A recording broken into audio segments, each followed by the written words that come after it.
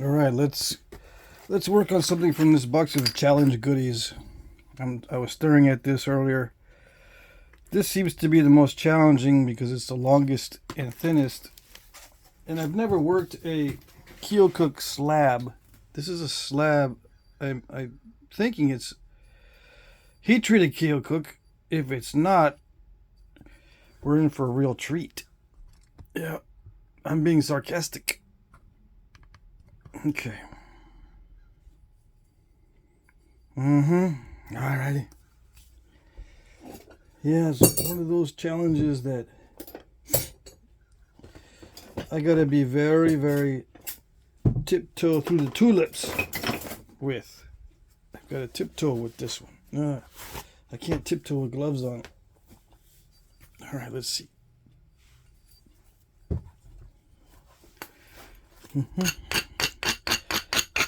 Proper preparation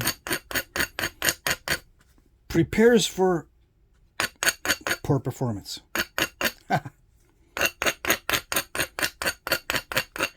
doesn't go that way, but you know. Everything's different in Flintknapping. Proper preparation will prepare you for poor performance. Yeah. That's the way. That's the Flintknapping way. Alright. So what do? We got to thin the ends first and go for the worst areas after that. I think it might be a heat treat. It just might be. Yep. It does not feel raw. So sometimes it's not always good to have a heat treat. It has to be heated well, you know, at the right temperature. This feels okay. Sometimes Keokuk is a little bit too cooked or overcooked. Yeah, it's very brittle. So I'm just going to zigzag. There's going to be lots of zigzags. I think that tip is too fat, actually, to do what I want to do.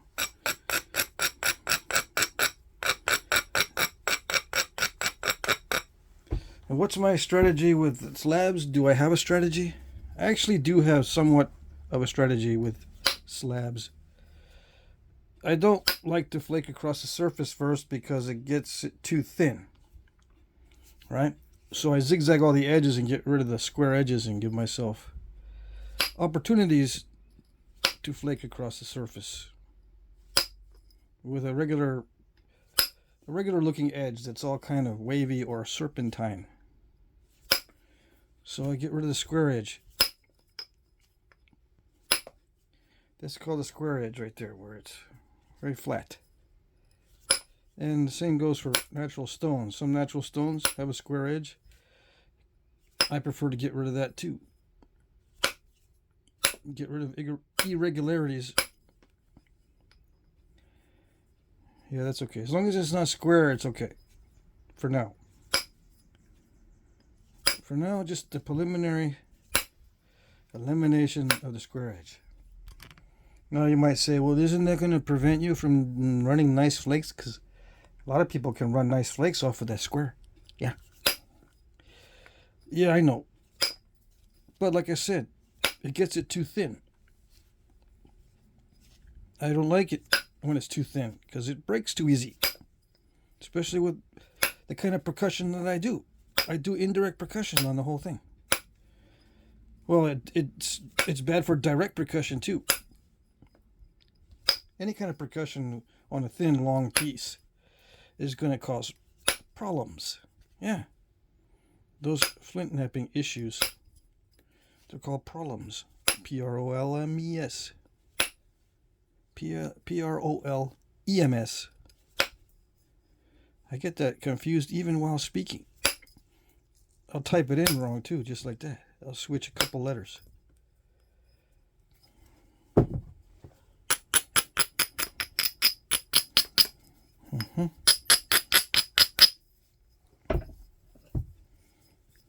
It's a comorbidity. Yeah.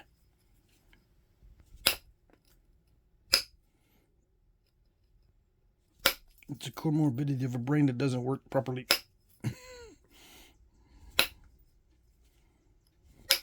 Does that mean you're not playing with a full deck like you accuse other people of doing? Yeah, I don't think I have a full deck, but in different ways.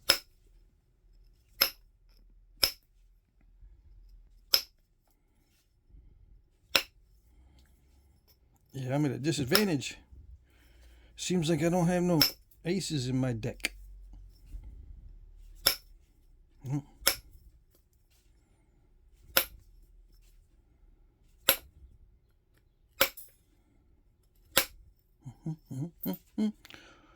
Almost there. Are we there yet? Almost there. Almost getting rid of the square edge. And thinking what I'm going to do with it after that. What can I make out of it after I get rid of the square edge? What's next? What does it look like it should be? Something long and pointy? Yeah. That's a surprise.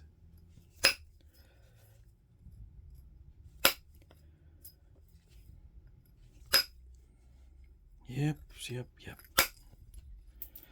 Okay, so we got rid of all the square. Now what? Well, this is pretty bad still right there. Oh, I didn't mention that, or you already noticed, that it was worked on previous to my working on it just now. You could see, I forgot to show you a temp set thinning, or shaping, or at least running some flakes. Well, you picked that up. I know you did. I think what happened was you took a few flakes off and went, nah, I don't think so. I'm not sure about this.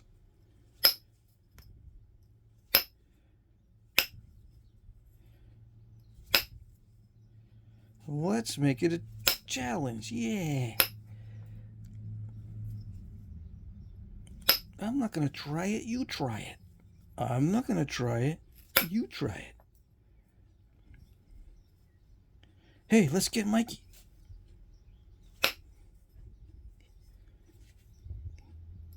He won't like it. He hates everything. Yeah. Let's go mail it off to Jack Crafty. He won't like it. He makes fun of everything. Yeah.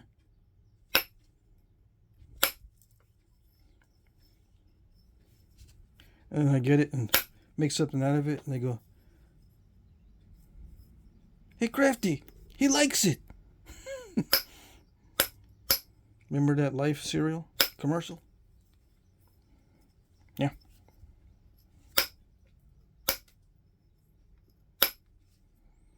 I never forget that. I don't know why.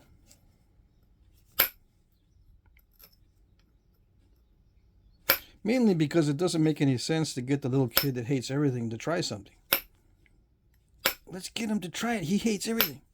How did they get him to try it if he hates everything? If I hated everything, I'd be sitting there with crossed arms. I'm not going to try that. I hate everything. Can't get me to do it. No.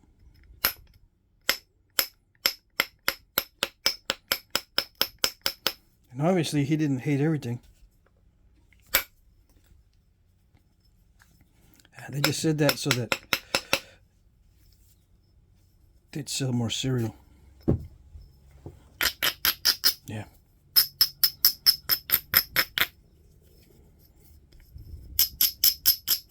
But we did not buy Life cereal. We bought cornflakes. Frosted Flakes. Yeah.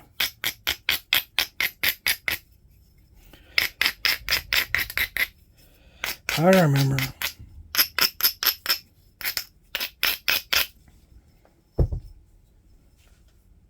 I think I got brain damage from eating too many Frosted Flakes. Yeah, that's my excuse.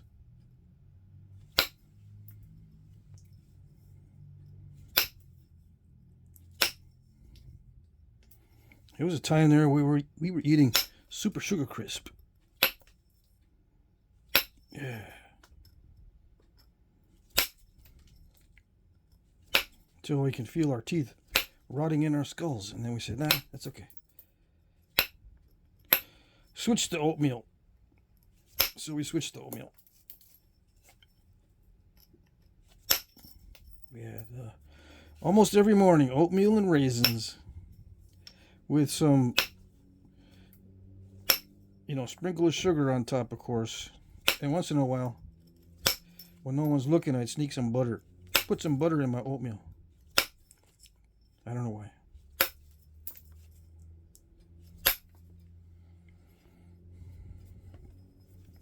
And yeah, put the honey on top too.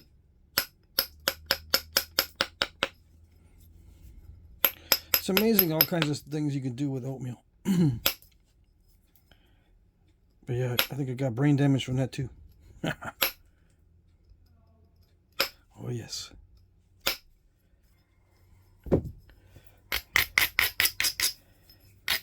That would explain a lot.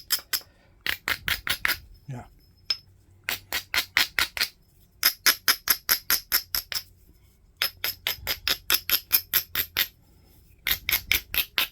I can't eat that stuff anymore. No. None of it.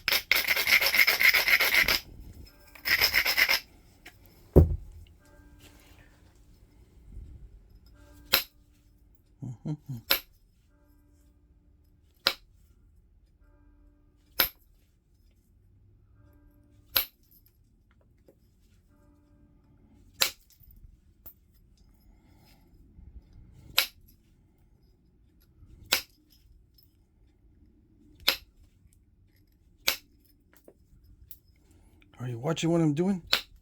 No? That's okay. I wonder what the percentage is of people that don't watch and just listen. I wonder.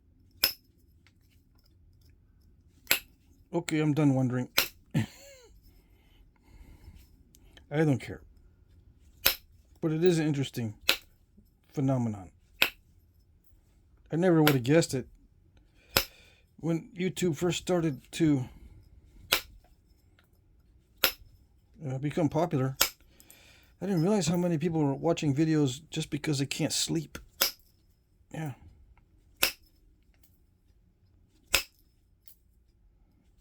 And all those children that finally got their favorite books read to them when they laid their heads down to go to sleep. Finally. Somebody gonna read me the books. Hee. Even if it's an AI voice. I've listened to lots of AI voice books. Oh yeah. They're not that great because they pronounce things weirdly sometimes. But they're okay. Yeah. You get the gist of it.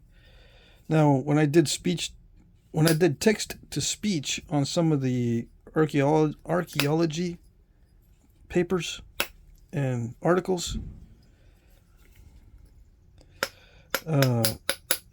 it messes up because there's a title on the top of each page.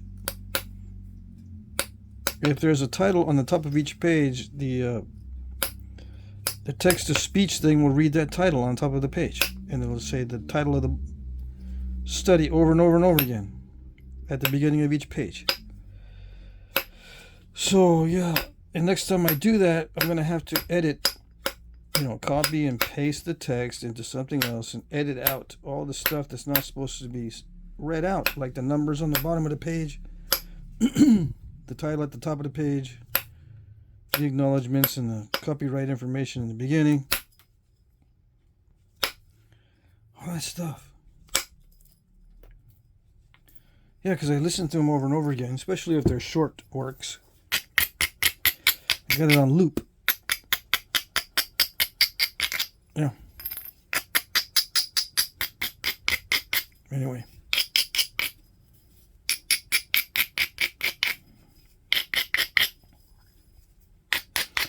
So, what's the moral of the story on this slab Keokuk?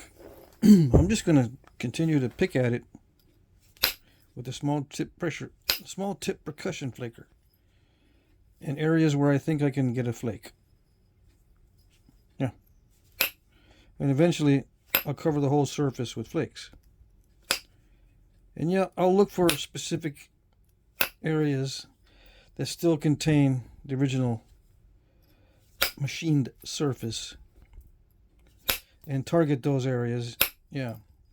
But for the most part, it's opportunistic. That's a bummer. Take a bite out of it. It's just going to make it more narrow. That's all there is to it. It solves that problem. It solves the problem with the new problem. Yeah.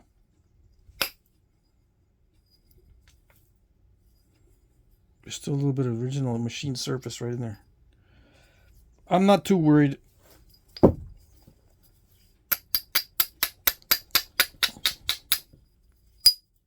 Oh, that's not good. Note to self, do not flip this around while you're holding the abrader so close. Yeah, I could have just snapped the tip off right then. I'm surprised it didn't. Yeah.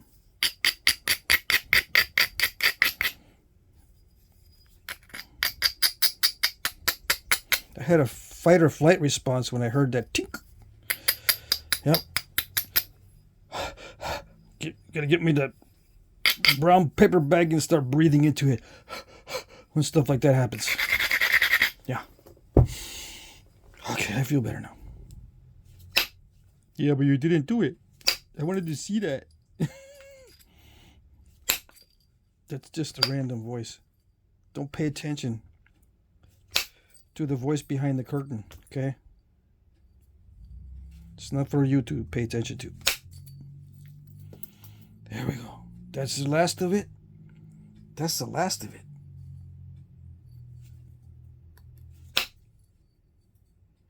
I think. There's no more original machined surface. No? So did you catch how I did it? No? It's too subtle. There's too much nuance. I crept up on it.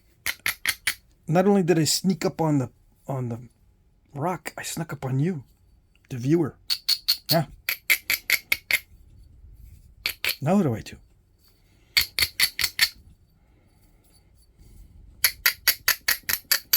Well, I'm going to measure the width to thickness ratio and see what I got. Because that's a habit now. It's a good marker for progress, especially if you're learning. Let's see. A 46, 47. I don't like that numbers are not even. Divided by 8. It's almost 6 to 1. Yeah. Down here. Which is good, you know. Perfect. But we don't want it 6 to 1. We want it a lot better than that.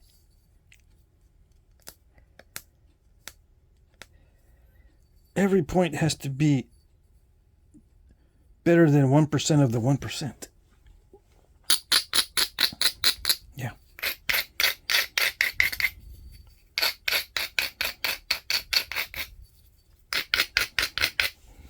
Can you see, or is this lighter color always going to wash out in the video so you can't see the flake scars? I don't know.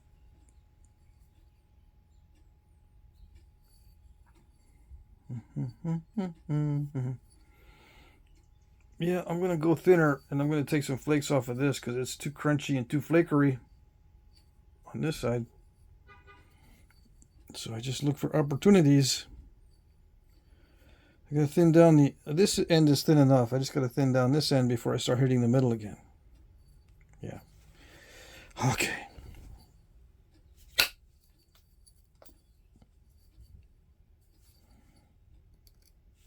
Gotta be very careful that I don't pull too much.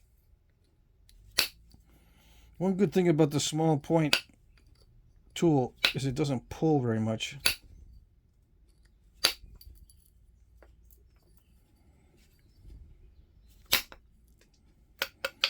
Some guys don't like Keokuk. I can see why. They call it Keo crap. That's fine. I know it's not all that great in many cases. It's very crackly.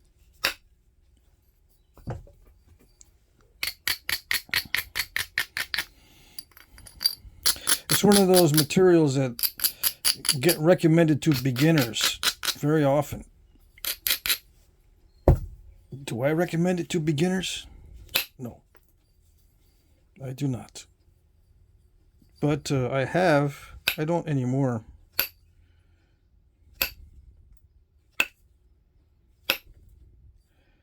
It used to be really cheap.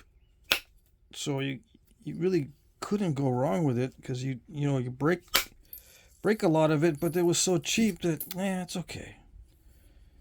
Yeah. You go through 20 pounds and you're not worried about spending half your paycheck on that. Or half your residual after your paycheck.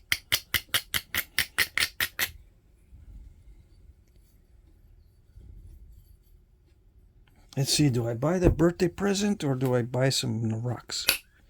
I don't know. That's a hard one. No, it's not a hard one. You gotta go another week without the rocks. Yeah. And then next week comes up. Let's see, do I buy the extra batteries that everybody needs, that everyone's screaming for, or do I buy the rocks? Oh, it's gotta be batteries. So they gotta wait another week. Let's see, this week we're low on toilet paper. Really? We used it all up from last time and we filled up a whole closet. Seriously? Yeah.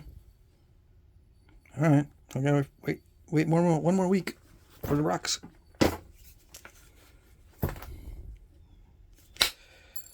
And then next week comes along. You did what? You left the dog food outside in the rain and now I gotta buy a whole new big bag of dog food? I just bought a 40-pound bag. Dang it. Yeah, wait another week. And you never get a chance to buy the rocks. Yeah. Because they're too expensive these days.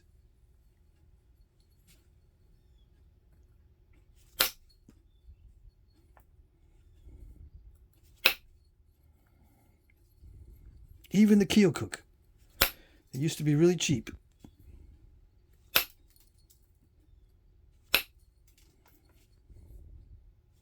Some of the people out there are saying, you don't need to throw away the bag of dog food if you leave it out in the rain and it gets all soggy like a soup inside the bag.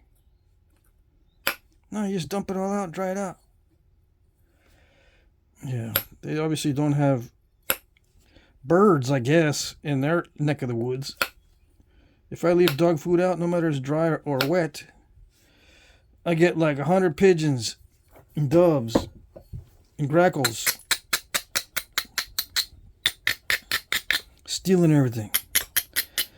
You know, I'm amazed how many pieces of dog food a dove can scarf down in less than 15 seconds. Yeah.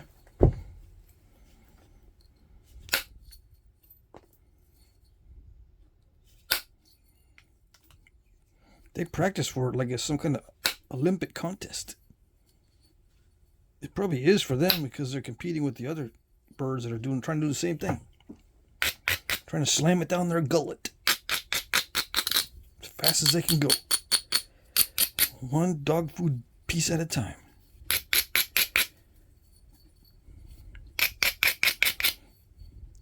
Little Scooby snacks for the birds. That's what they end up being for.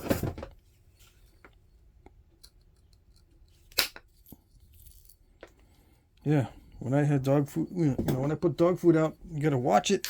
If I don't watch it, I'm feeding the birds.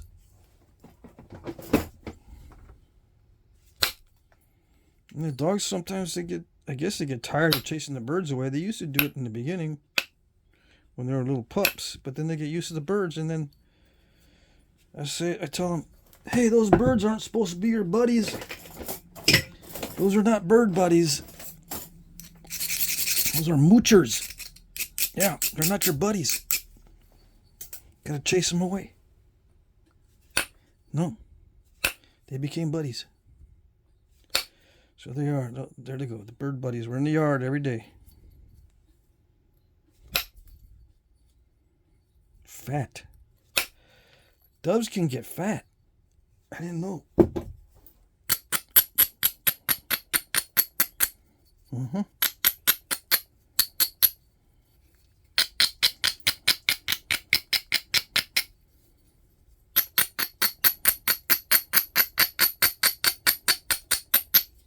All right.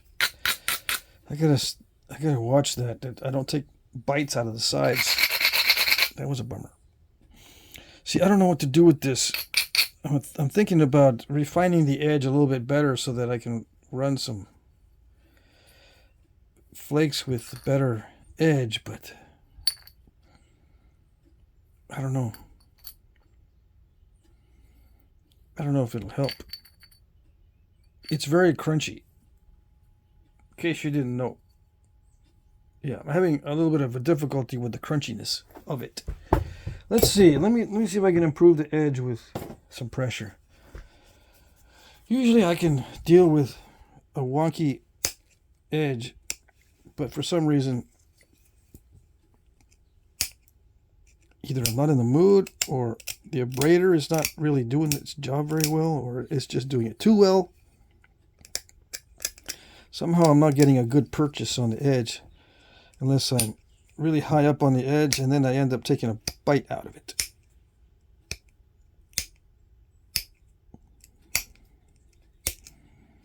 So maybe if I regularize it more, I can grind it a little bit more evenly.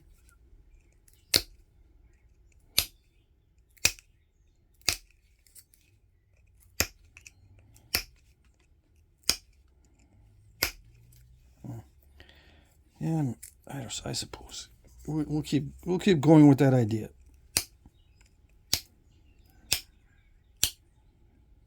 Especially near the tip.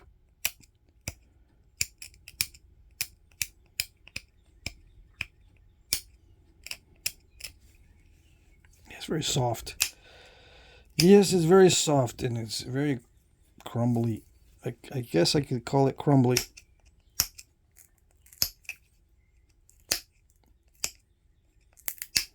Some Keokuk, when heated, is slick. This is not that slick. It's still kind of dry.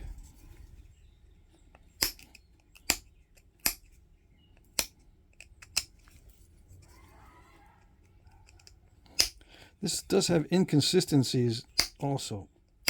It's got these little veins that they're weak in some areas, and they're crumbly in other areas. In general, those veins are not good to have in there. Yeah. But what can you do? Beggars can't be choosers. Not in Flintknapping. Believe me, there's lots of beggars. Oh, yes.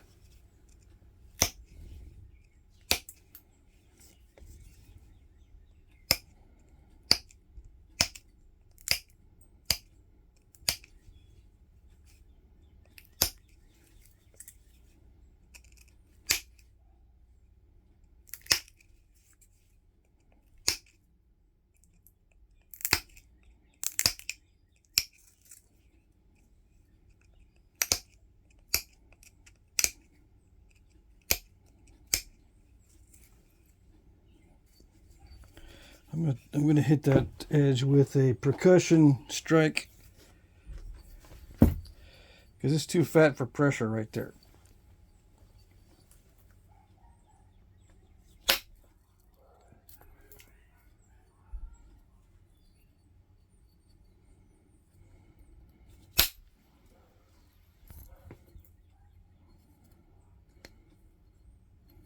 Yeah.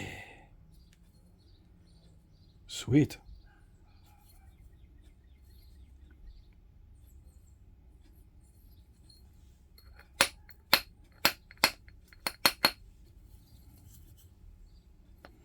The copper puts metal marks in there.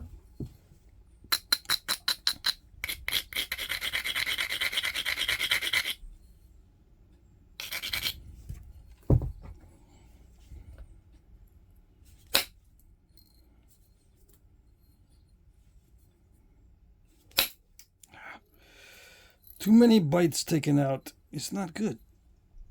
No, I can't have a series of bites.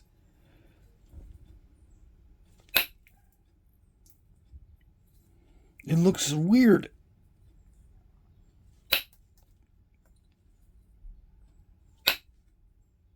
It crushes. See that? It's all crushy. Oh boy. I can see where this is going.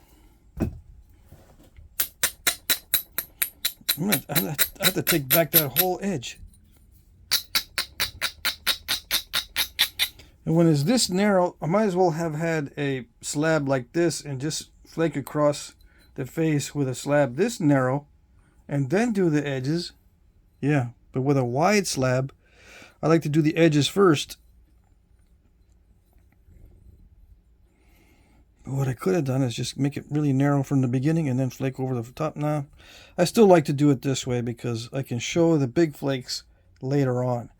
When you flake over the top, you cover the big flakes with little flakes. And I just don't like that look. I don't like to cover the big flakes with the small flakes. Yeah. That's my excuse. I knew I had it in there somewhere.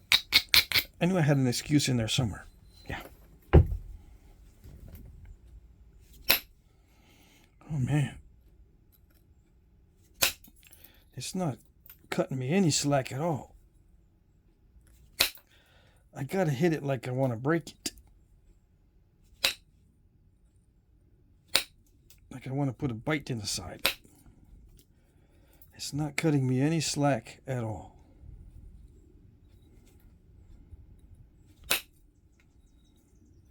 So I just had to pick at it to thin it little by little. Why do I want to thin it? I don't really want to thin it. What I want to do is create a nice clean looking surface. Because, you know, that's what I like. I do like me a nice clean surface with bold flakes. I do like it. I have to admit. So that's what I try for in many cases. Yep. Sometimes to my detriment. Yeah. What is detriment? Is this some kind of new diet drink? No.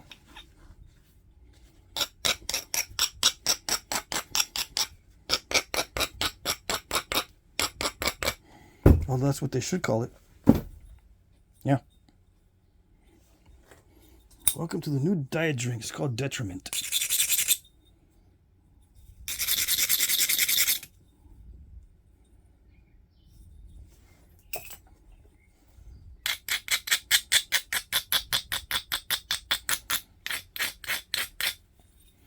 The best diet drink is water. But they don't tell you that. Oh, no.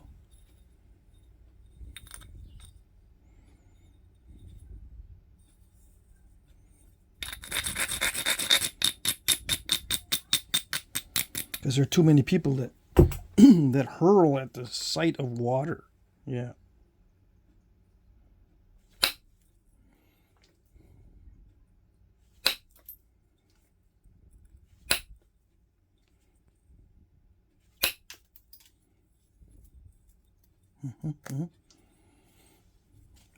Yeah, because they get addicted to the frosted flakes and they want sugar. Or they get addicted to the super sugar crisp. Water makes them feel sick when they look at it. Yeah. I know, I've been there. When you develop a sweet tooth and you're addicted to the sweets, water is like your nemesis.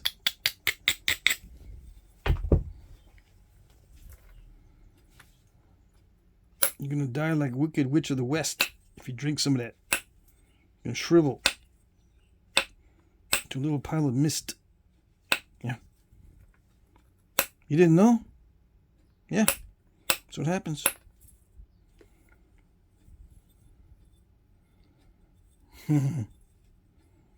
That'd be something. I want to see that. Anyone got a video of that? That'd be cool.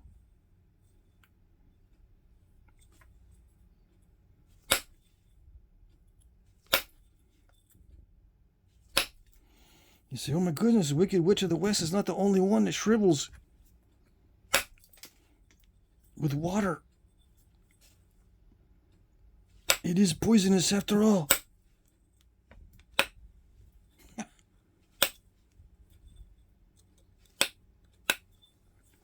Can you see? I look in the viewfinder and all I see is blurry white. A blurry white surface. Some of you guys are saying, why don't you just pressure flake that? That looks like pressure flakes. Why don't I do it? I don't like pressure flaking with that much pressure.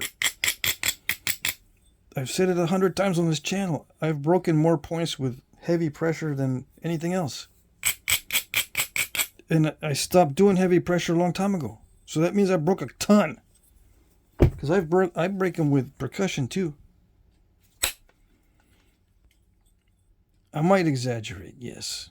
But I remember the days where I could not get the pressure flake to work at all. Or the pressure flaking, the heavy, big pressure flakes to work at all. And I tried and tried and tried for months. And sometimes I didn't film anything because I was so frustrated. There were stretches back in the day when I first started that I wouldn't nap on camera for months because I was trying to deal with certain issues. And one of them was heavy pressure. I kept snapping the points. Then I said, you know what? Let's look at the pad and see what I'm doing. I'm using notched pads and snapping everything in sight. Let's make a domed pad. Yeah. Domed. And voila. Problem solved. I solved it in two ways. One, I got the domed pads perfected, and then I stopped the heavy pressure anyway. Now I'm getting back into the heavy pressure, and hope it doesn't come back to bite me. I don't want to go through that again.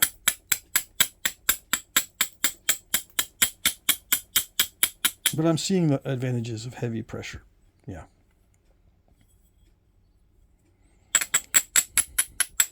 And one of the advantages is a lot of people want to learn how to use it, so it's advantageous for me to learn how to do it so I can teach it. Yeah. That's the only reason. So I can teach it. I'm not going to use it for myself. Heck no, I don't want to do that. For my own points? Heavy pressure? Gotta be crazy. You gotta be off your rocker. Yeah.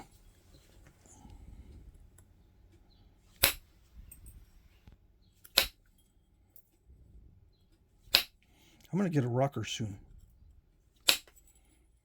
Talking about rockers. My sister had one, or has one, and when I go over to her house, there's something about autism and rockers that go well together, like peanut butter and jelly or peanut butter and chocolate. Yeah. Autism, mannerisms, and rockers go together. You can sit there and rock for hours. It's almost like a trance-like state.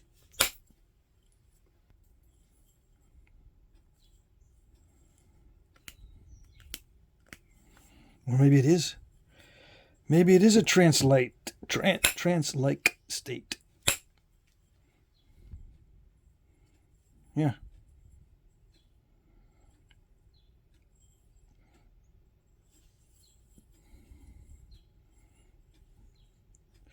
Should I get adventurous and try to go for more flakes across the surface?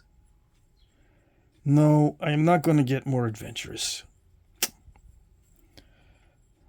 Now, I would like to, I think, no. Well, we'll see. Let me run another pass of pressure flakes and see where we are. See if there's a place where I could actually thin it down. It's still pretty much in slab form, right? I haven't really thinned down the piece much more than the slab was already thinned. But if I do more tapering on the tip, it'll get thinner and it won't look so much like a slab.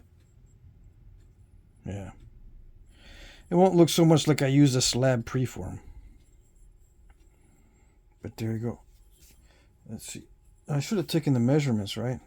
Across, not the width to thickness ratio, but just the physical measurements to see how much I lost.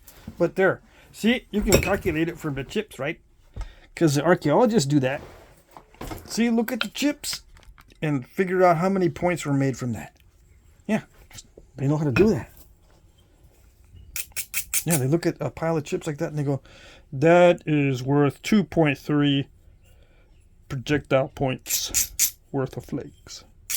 Yeah.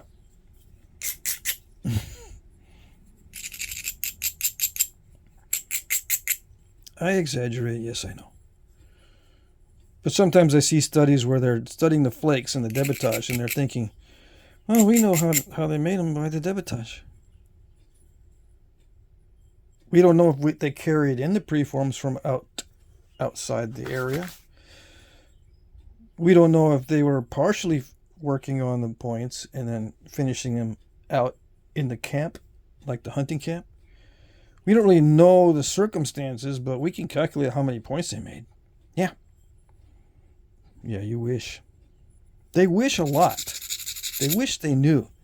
They say, well, we can determine a lot from flakes and debitage and all that. They wish they could determine. They must have some lamps back there that are rubbing really hard trying to get the genies to come out so they can grant the wishes. I guess that's what they're doing back there because I don't know what else they're doing in there. In the laboratories. They're rubbing those lamps really hard hoping to get their wish.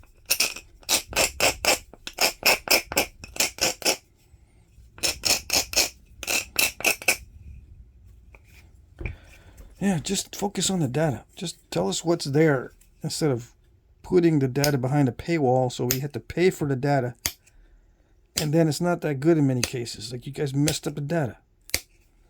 Oh, we didn't include the micro debitage, like the little bits, because we screened them with thick screens.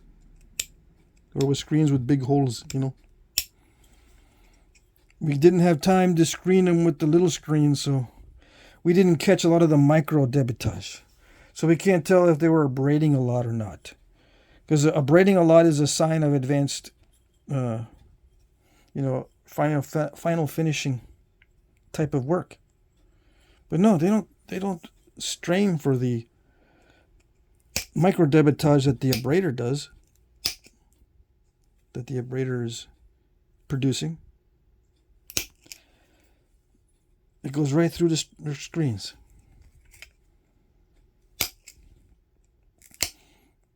And there's no sense in getting frustrated. Because you're just a little measly meese. Yeah. That's why I call it, all of us are, we are all just measly meeses. You bring something like that up to them. You're just a measly meese. Don't worry, we take that into account, don't worry.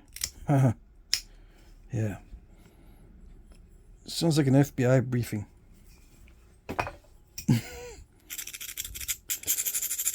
when they were in the hot seat.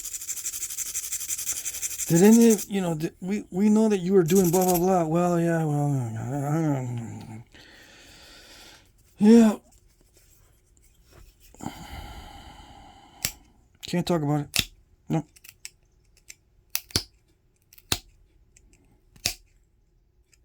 What are you doing in there? What are you doing in there in the back room? Oh, nothing. You got a transcript of what you're doing in the back room there? Yeah, here it is. Heavily redacted. Just like the archaeologists, it's heavily redacted because they don't tell us what they're, you know, how they come up with some of this stuff.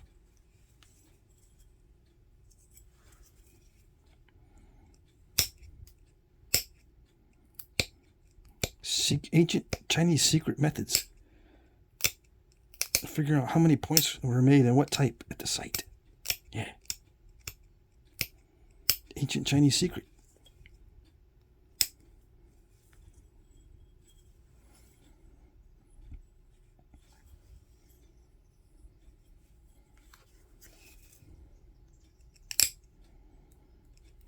Well, let's see. Can we get a transcript of what you were doing, of the data? Can we get the? Can we look at the data that you looked at? No, you can't. But why? It's proprietary. It's like that's part of the stuff that the person who funded the study gets to keep. You don't get to keep it. You didn't fund the study. You fuddy-duddy. You fuddy-duddy didn't fund the study. And well, if you took some government funding, guess what? We did fund the study. Yeah, but that's different. Once it's in the government's hands, it didn't come from nobody. Yeah. There you go. But I won't talk too much about that. No, I won't. There's too much to make fun of there. It'd be the whole conversation.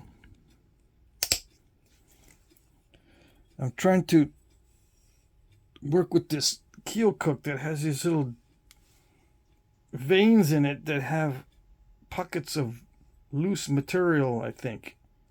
Because I ran into some crunchiness there. Crunchy right there where that vein meets the edge. Crunchiness there. I mean, it's a trend. Yeah. I can see it. Even I can see it. With my fuddy-duddy eyeballs.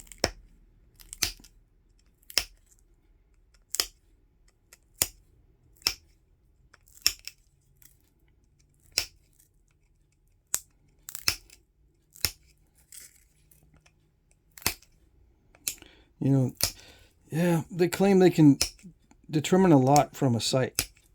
The archaeologists, there are various clues that they can discover things from, and yet when they see a pile of arrowheads that don't have any provenance, like it's their surface found, they go, we can't learn anything from that.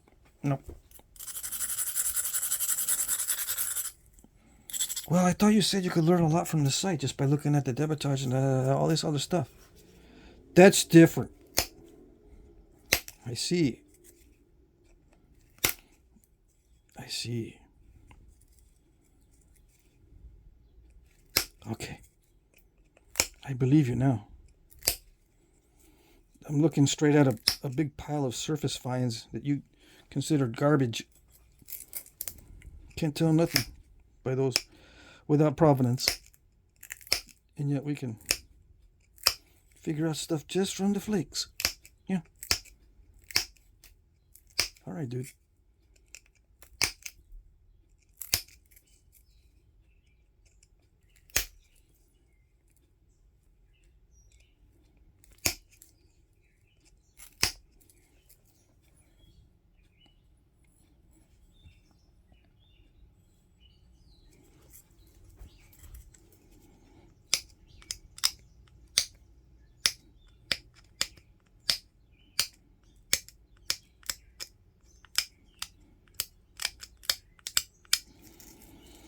I'm trying to think if there's been a study of the debitage created by different styles of flaking. I'm pretty sure that there have been studies where if you look at some points, you can tell that there's heavy beveling and resharpening. I wonder if their debitage piles can be located where they were actually resharpening those bevels, because they're not screening for the microflakes. Can they actually determine if a site was producing beveled points by looking at the flakes? Maybe they're missing those sites because they don't screen for those flakes.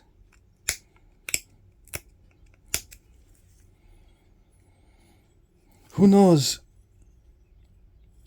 Their methods are not really explained very well in some cases. Some cases they do explain the methods, yeah, but it's in archaeology jargon, so you got to translate it. Yeah, I mean you can do it. It's so tedious. And then you find out that they spent 10 words to say something that could require 2 words.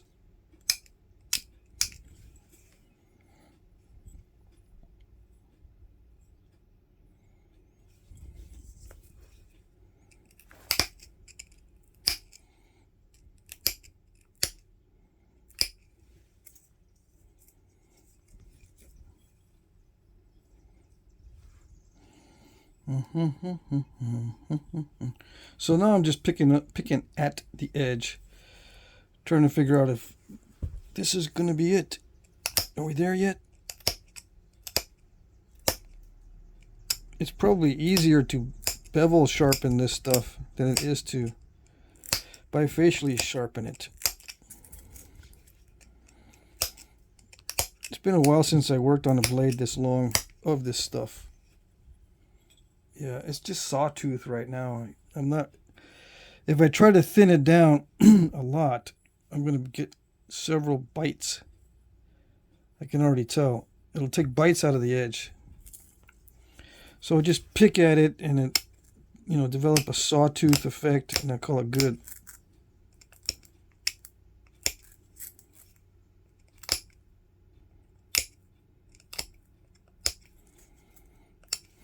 Now, Keokuk, there must have been a lot of points back in the day made from this. I'm not an expert at knowing which Keokuk points, which points were heavily made with, or there's a great occurrence of Keokuk among certain point types, and how the edges looked. I'm not an expert on that. I've seen a lot of edge work on Texas type stones, but that's the limit of my knowledge on edge work, other than from casts and some other artifacts that other friends have been generous enough to lend me or give me from other areas, but I have very few of those, so there's not much context.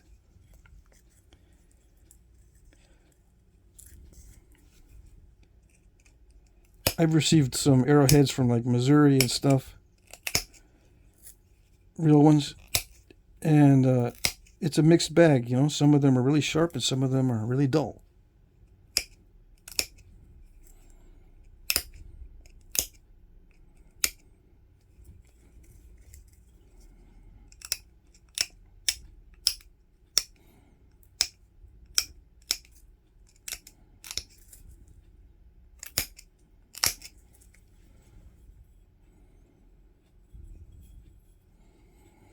Yeah, just leave it.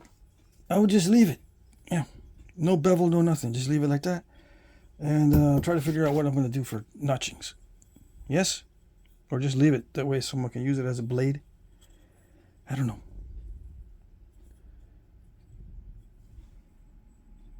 I just picked at it. It's all picked.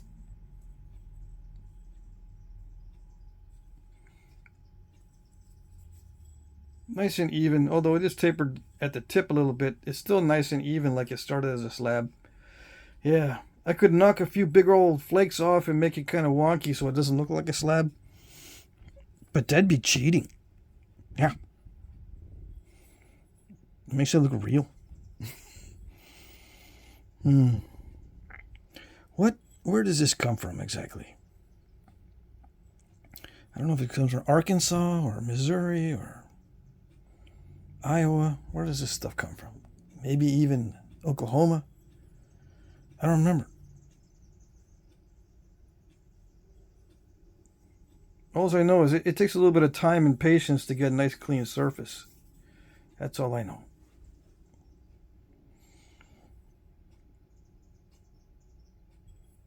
I could put a base on it like the other Arrowhead. Just corner notch it. Corner notch it. Yeah.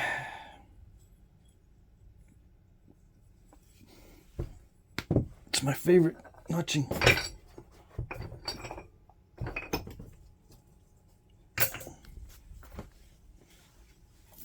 I'll let someone else corner notch it. Yeah. Most people don't have trouble with notching, so I'll just offer it as a blade. Yeah, and maybe there's one in the archaeological record that we should be calling it. What's the final answer? 37 wide by 6 to 1. Why do I measure it down here and not up there? Well, it's probably not as good up here. That's why. Yeah. Probably 5 to 1 up here. And maybe even 4 to 1 up here. Because it's still the same thickness. It's just more narrow. Yeah. So the best number I'm going to get right there, the best number I'm going to get is right here. Yeah. I don't want to look like no loser. All right, so there you go. I tried to clean that surface up with flakes after doing the edge. And that's the way I like it. I don't like doing a lot of the covering up of the big old flakes. If I do it the other way. See, this way, some of those big old flakes are still there. A lot of it is covered up, I got to admit. But there's some of the big old flakes are still showing. And if I had done the original surface with just big old flakes, by the time I get to this size, it's all small flakes and very flakery. And I just don't like the look. That's all. But you can do it the other way. There's nothing wrong, and nothing says you can't. All right. Oops. Let's see if I can get the lighting to give me a good thumbnail. If I put it over there. No? Put it over there? No? I seem to have located the sweet spot for the lights, but it doesn't give me good shadows.